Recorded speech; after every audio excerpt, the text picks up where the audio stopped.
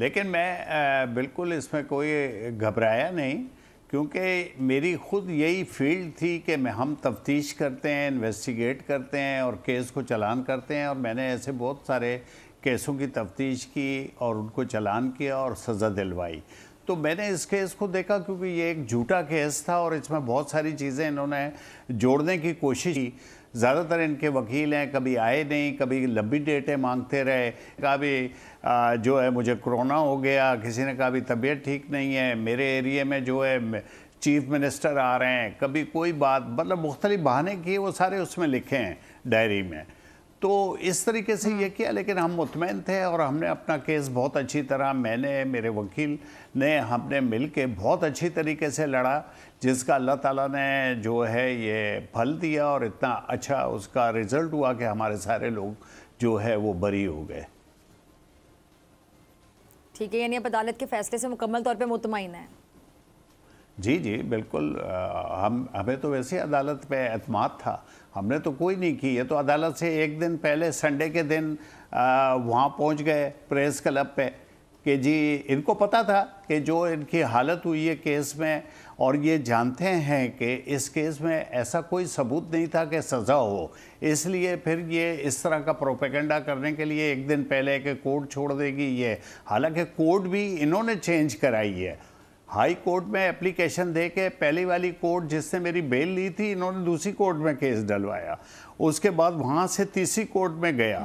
تو کورٹ تو ان کی تھی، ان کو کوئی اعتراض نہیں تھا کورٹ پہ، تو اس کا فیصلہ تو آنے دیتے، فیصلے سے ایک دن پہلے ان کی چیخیں نکل رہی تھیں، اور یہ وہاں جا کے پریس کلب پہ نا جو ہے پھر پروپیگنڈا کر رہے تھے، جی کیس چھوٹ جائے گا اور یہ ہو جائے گا وہ ہو جائے گا، تو ان کو پتا تھا کہ کوئی ثبوت نہیں ہے۔ ٹھیک ہے ٹھیک ہے۔ اچھا راؤ صاحب، یہ جو نقیب اللہ کا اصل نام نسیم اللہ تھا، تو اس حوالے سے کنفرم ہوئے کہ کیا واقعی وہ دہشت گرد تھا، اور اگر تھا تو پھر کن جرائم میں مطلوب تھا؟ جی بالکل، ہمارے ایک کہنا ٹھٹا کا جو ہے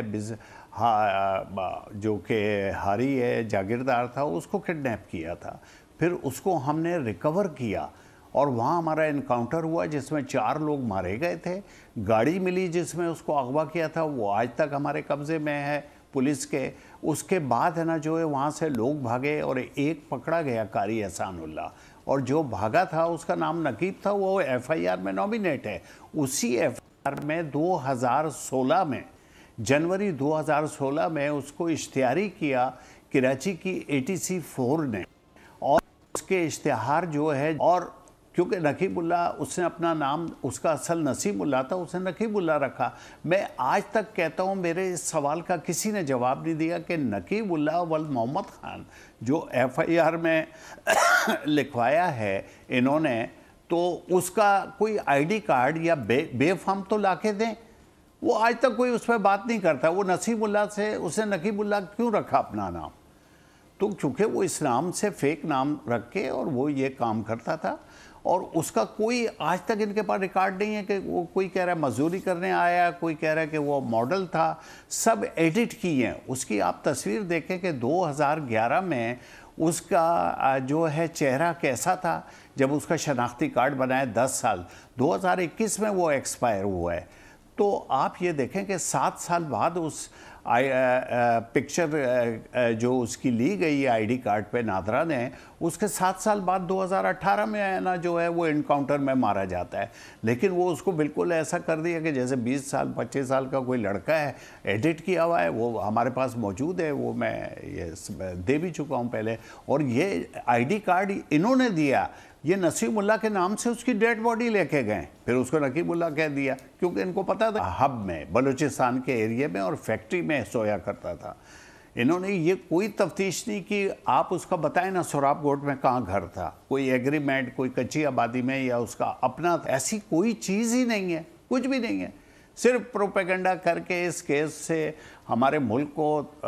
نقصان دیا، اس شہر کراچی کو نقصان دیا، پی ٹی ایم بنوا دی، وہ اپنی جو ہے افغانستان اور انڈیا سے اپنے پیسے لینے لگے، اور انہوں نے جو ہے ہمارے ملک کے عزت اور وقار کو داؤ پہ لگایا۔ اس میں بالکل ہر جگہ